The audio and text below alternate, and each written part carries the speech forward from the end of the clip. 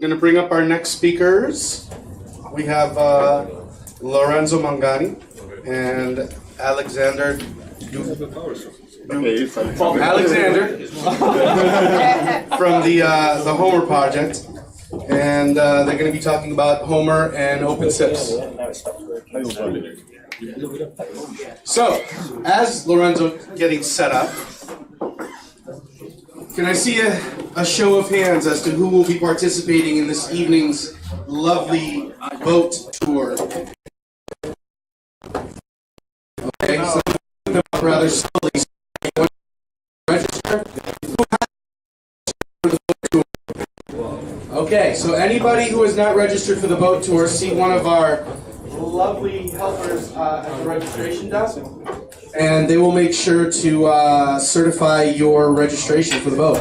We're going to be meeting at 6:30 on the dot. Do not be late. Downstairs where we had lunch, in the corridor. The boat leaves at 7. That does not mean that you show up at 6:45 and chase us down the street hoping that you're going to make it. We will have people waiting halfway between us and you, and they will put you on the ground.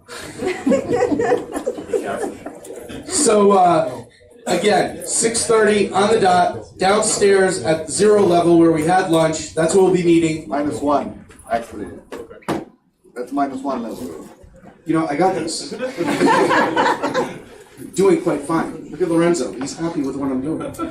I'm loving it. Thank you. So without further ado, Lorenzo Mangani with the HOMER project. Woo! All right. Can you guys hear me at all? Yep. Yeah, good. What? Great. Well, thanks. What? Best sidekick. I insisted for Alex to be the host, and that's a reason why. Yes. Because we love you. All right, so thanks everyone for participating in the summit. It's a beautiful audience. It's a great view from here. So that's gotta be said. So our presentation today is exactly about HOMER 7 and OpenSIPS, bunch of things. It's a complex one, so bear with me. It's gonna be a little bit flying left and right, but I'll try to make myself understandable. So. First of all, our company, QuickSIP, or QXIP, depending how you fancy pronouncing it. We're an R&D. We're based here in Amsterdam. And yeah, we love doing open source. We also have commercial projects. But we're here for the open source one. So you'll be familiar with HEP, HOMER. HEP is our other platform. Sentinel is an alerting project that we have for the Elasticsearch space. Pastache is a multi-purpose tool that we have for linking, let's say, our platforms, and there's a bunch of more small pieces that we contribute out there, which are either part of our solutions or functional to our solutions. We're independent, we're self-sponsored, meaning that we grow and sponsor HOMER with our own time and resources. There's nobody behind it sponsoring or giving us magic mushrooms to keep working on it.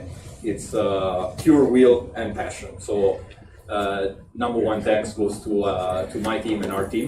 Most of us are here today, so thank you very much for bearing with this mess of a project. So, HOMER 7. It's also the years that we've been working on HOMER. Alexander just, it wasn't intentional, but it happens that HOMER 7 comes on the 7th year of us working on the project. So I guess we're not as behind as I thought we would be. I will make an assumption that most of you are familiar with HOMER 5 and whatever, the previous versions that we have. This is a little bit the first view into the future, or what we want to be, the future of the project. With it, of course, we have to go and kill some of the limitations that our previous design was forcing us to deal with. So a few points here. They're not complete, but something that we thought was a good representation of the intentions. The first one is for HOMER to be independent as standalone. So as you all know, the capture part of HOMER has always existed through the SIPCapture module in OpenSIPS.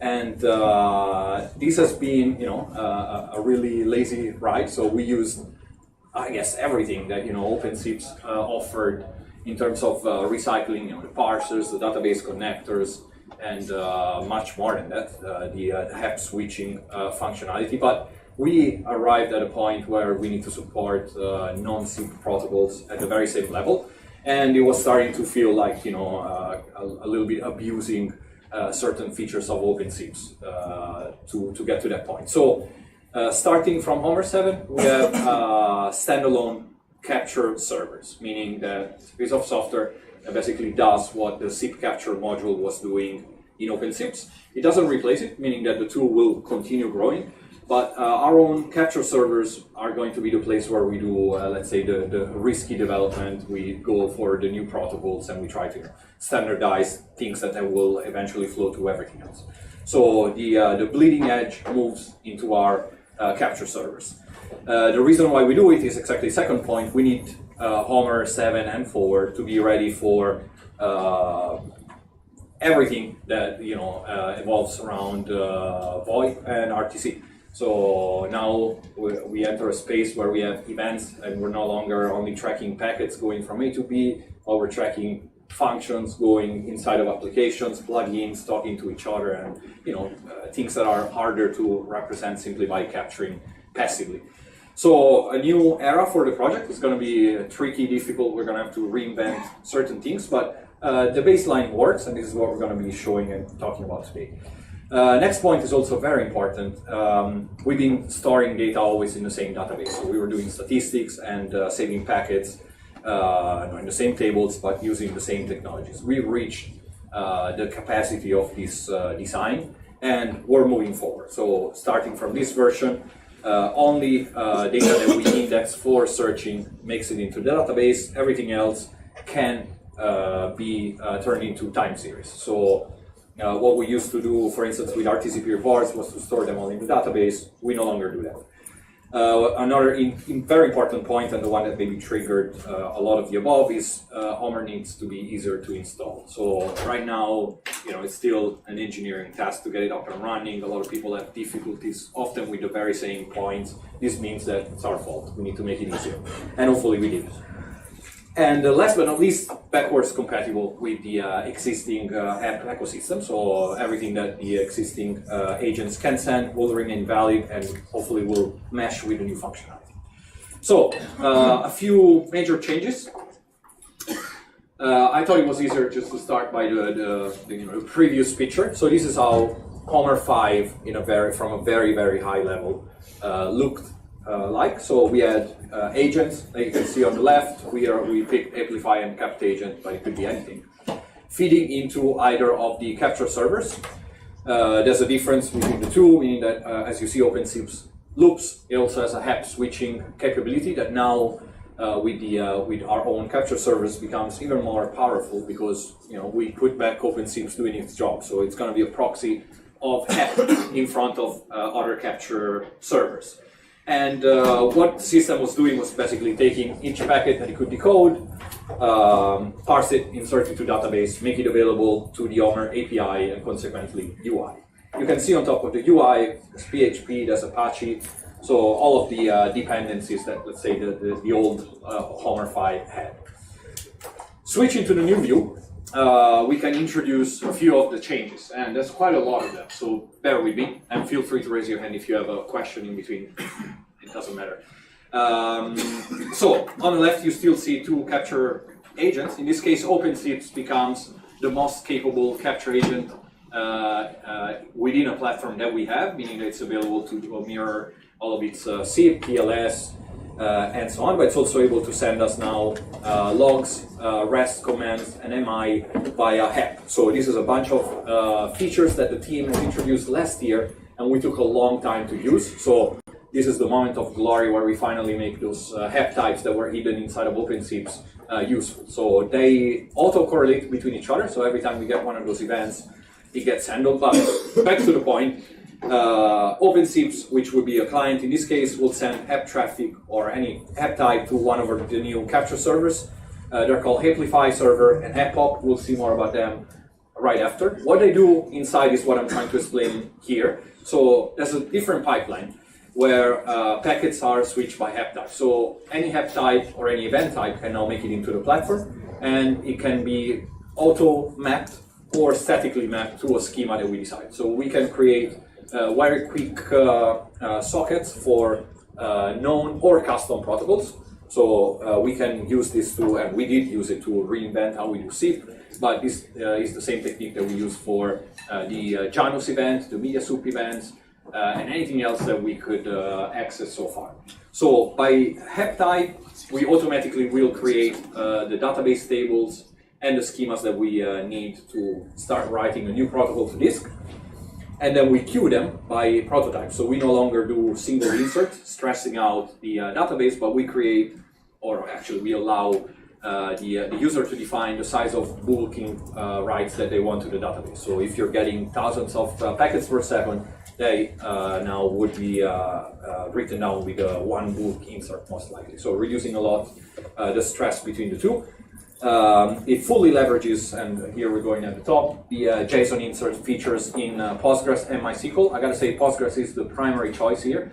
We have MySQL sort of, at this point it's there more for comparing and for historical reasons. We always used it, so we didn't want to just cut it off. But Postgres is the one we're betting a little more on because the JSON features there are simply, I don't know, better suited for what we're doing right now. This might change in the future.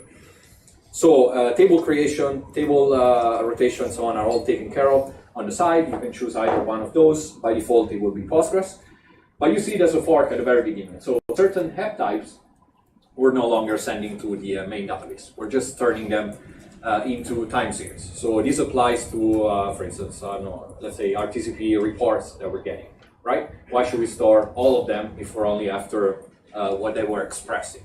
So what this new capture service allows to do very easily is to extract anything from a HEP type or an event that we receive. So this also applies to the media reports that we get from Janus and MediaSoup as well. And we can turn them into time series. So let's get the jitter out of a message that we're receiving and start sampling it into either InfluxDB or Prometheus. In this case, it's push, pull. If you guys are already familiar with those, you know where this is going. We have Telegraph in the middle here, just to unify and to make it easier for early beta testers to compare what we offer. And same time, at the very end, we have the HOMER API, which this time is connected to all of the above.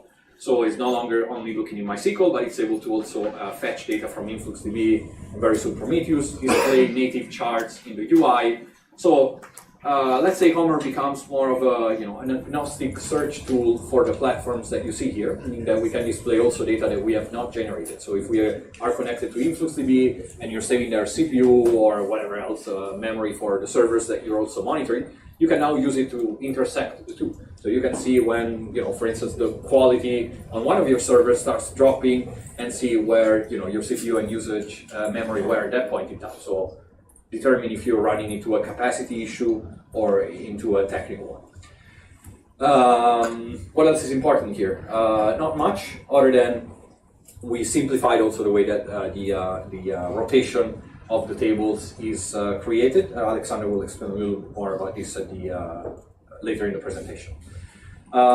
Great. All right, where was I? All right, so a little more into these major changes. They do bring in a few new actors, and I'll dig into some of those. So the main two will be the capture server, so Amplify server, which is developed in Go, and it has been designed for performance. So this is where the stable protocols will land, and this will be the heavy-duty agent. The beauty of it is that it's a single executable. You just download it, chmod plus X, and it's running. So it doesn't come with a bunch of dependencies. It's very simple, very quick to deploy, and hopefully very friendly to dynamic setups. The second one is HEPOP, which does exactly the same thing. So they have exactly the same functionality, but this one is developed in Node.js, and it's way easier to prototype protocols there. So it doesn't have the overhead complexity of, or if you will, the need for precision that the Go version has. And this is where we currently implemented the Janus and MediaSoup event stream consumption. So it's just easier. It's JSON. It basically stays native. and the functionality is the same. So both write to the database of choice in the same way and in the same format. So they can be inter-exchanged.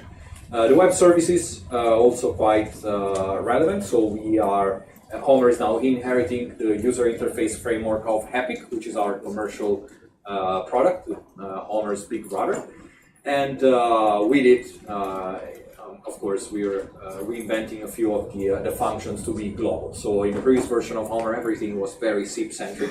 This doesn't translate in the direction where we want to go, where we have multiple protocols correlating between them. Some are not even going to be network protocols. So we're simplifying a few things so that they can be used in more contexts. So HOMER UI and HOMER API basically are unified. They're going to be self-served. So the HOMER API is now developing Node.js.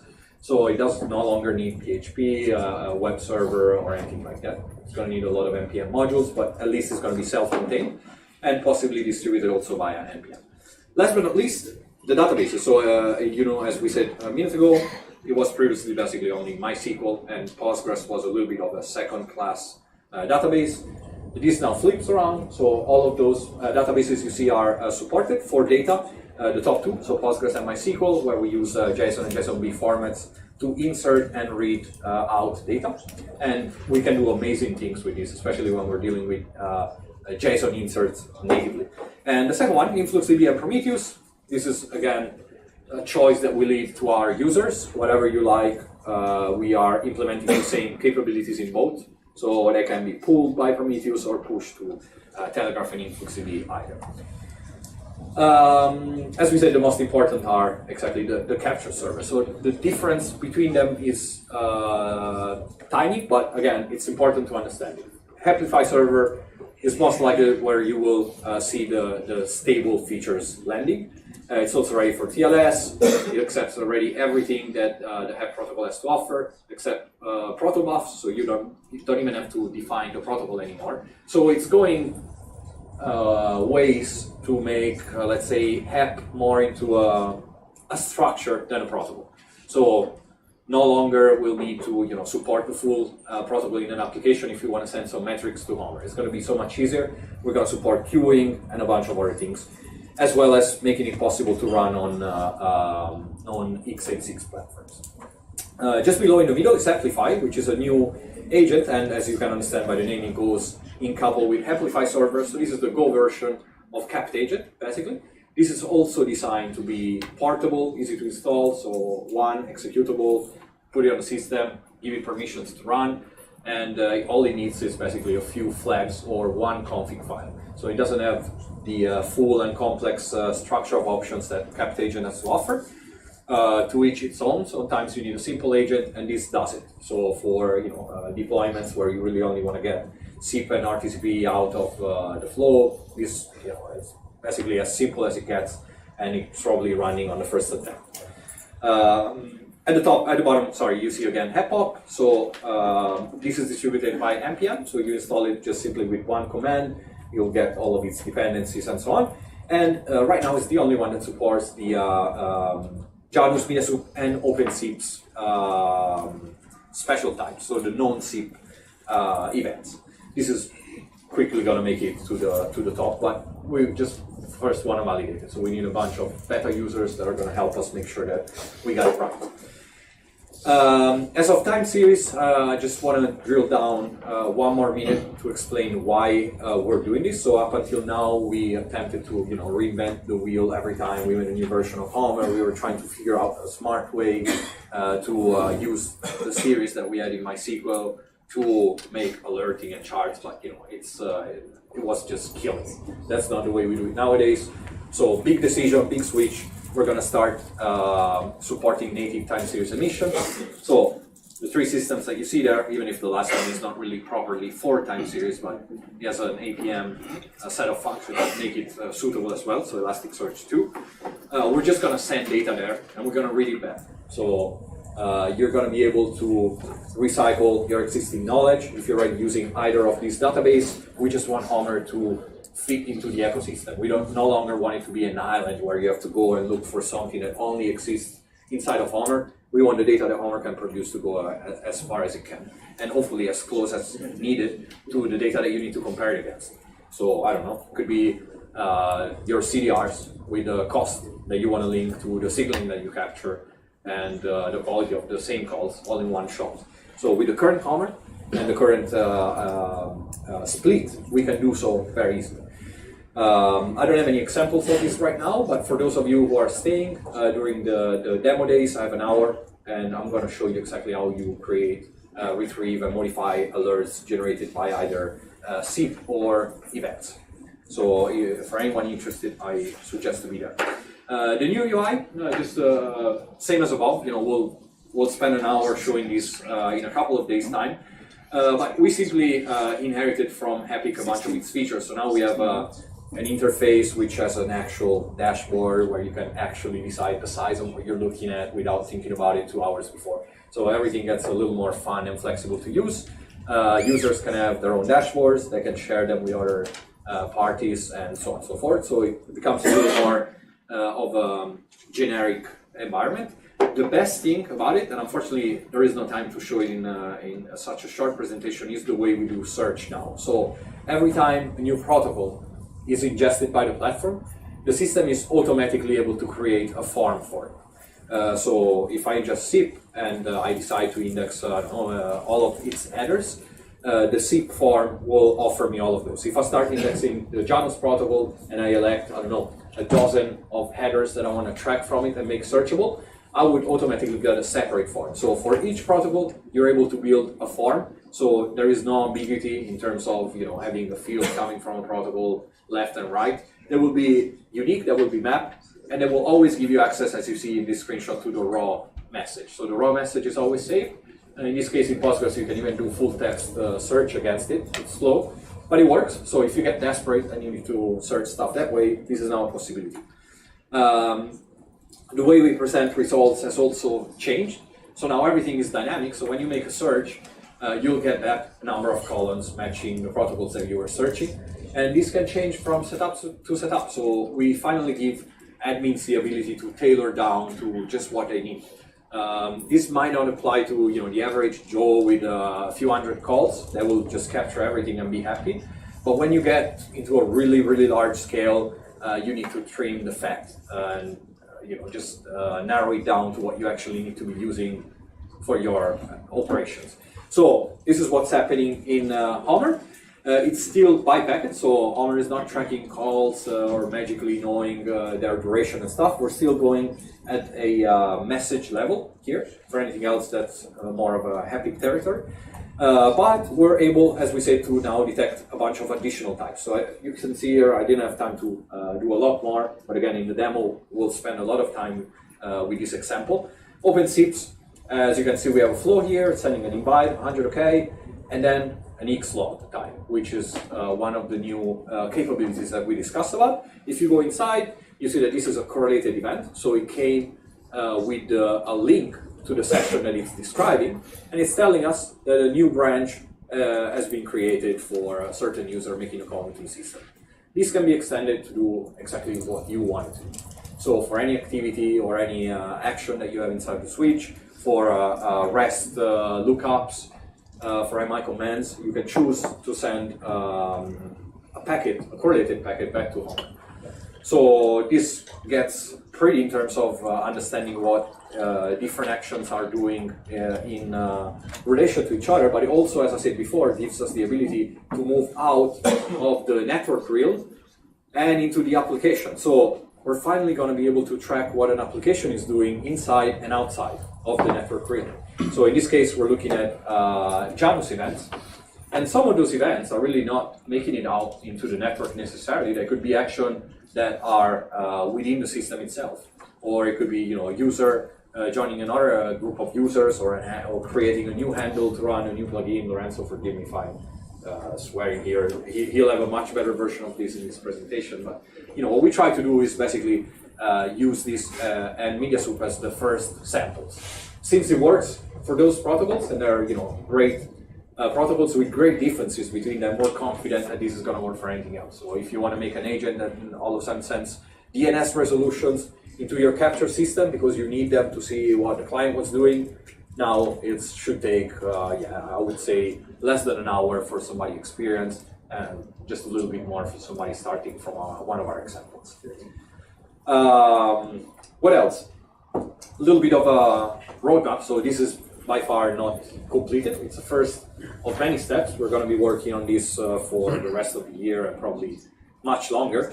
But what's coming next? So in the next weeks, we're going to wrap up the documentation front. So we're going to document the API, the UI example. So now it's, I didn't mention that, but it's very easy to create a widget for the HOMER UI. It's generic. So you can take any basically library and turn it into a widget plugin, just like you would do for Kibana or something like that.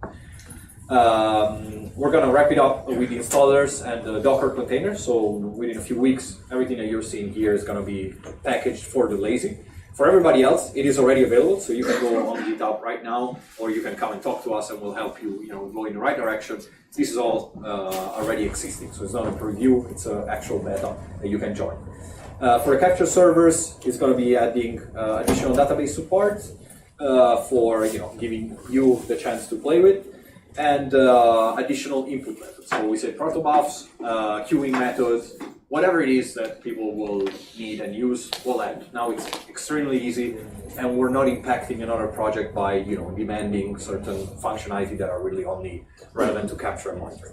And a lot of work is going to go into the user interface. So right now, it's fully working for search, filtering, and correlation and logs. And in Arrival, we also have all of the media charts and everything else, which is now coming from time series. So it's a little more complicated, maybe worthy of a different discussion. But what I'd like to close this with is Alexander's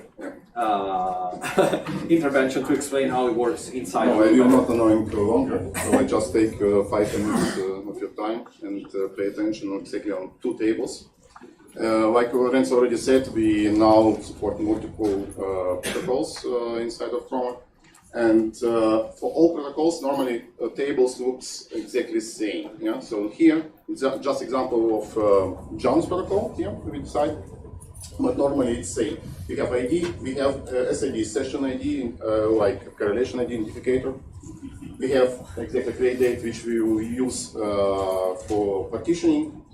And thanks Postgres and also MariaDB MySQL for JSON field. We use exactly protocol header and data header like JSON B. It's binary tree already indexed field in JSON. So normally, if you will make search on this field, it will be already indexed and it will be fast. And of course, we use role column where we store regional message. Again, it will be same table, same schema we will use for all protocols, for SIP, for TCP, for Janus, for OpenSIPS, and etc.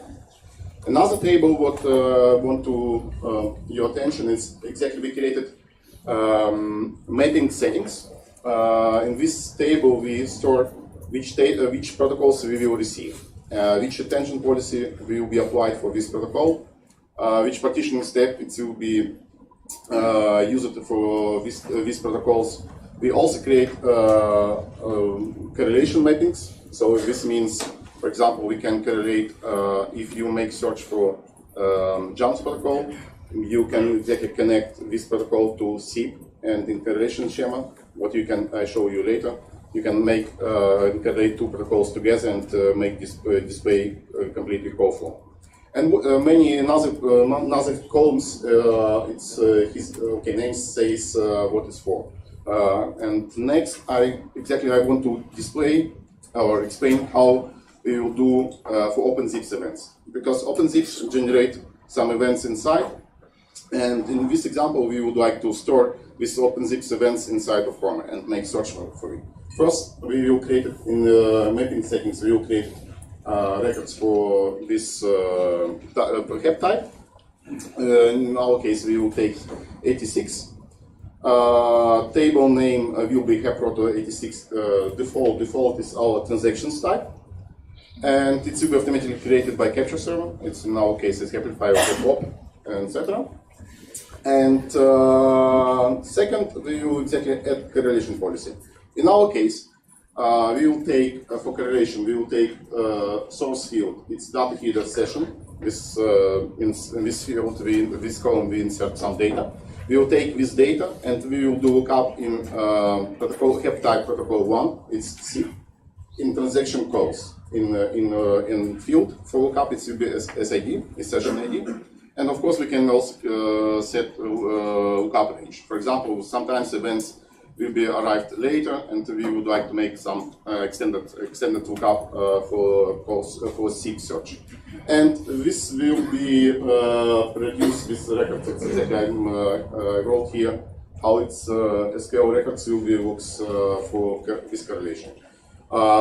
You can create multiple correlations arrays. It's not only one array, it can be multiple arrays. We have no limit for this, and this means what you can even correlate non-zip protocols without any limitations. And here, for example, like Lorenzo already said, we don't make transactions search, but you can send data from OpenSIPS CDRs.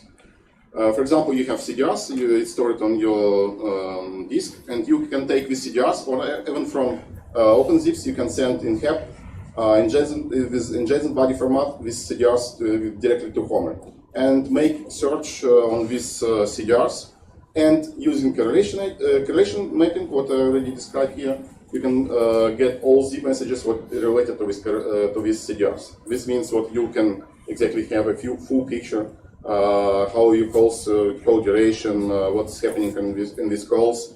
Also, you can connect it to some logs or internal events and make troubleshooting without any limitation. And here exactly how it works. Here is example of zip protocol, just normal zip protocol. You will send receive info information about payload types.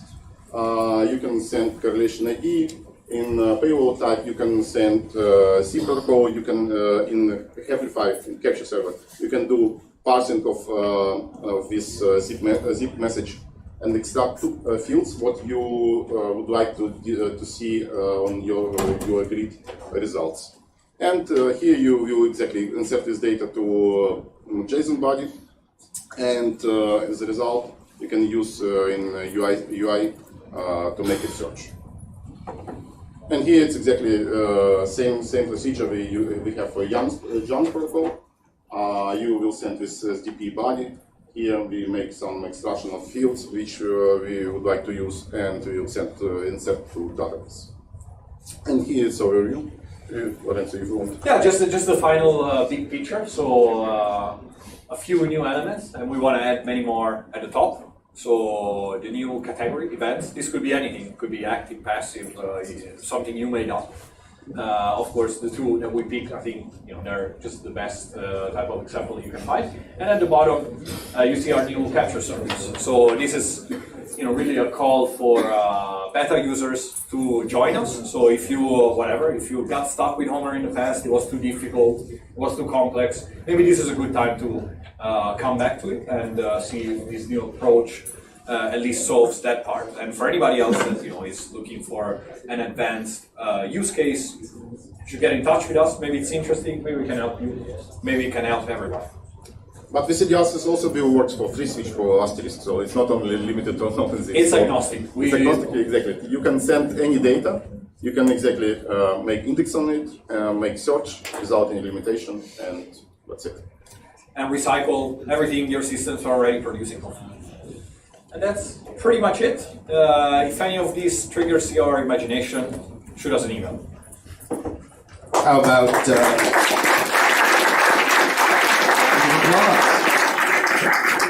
So has this information triggered any questions?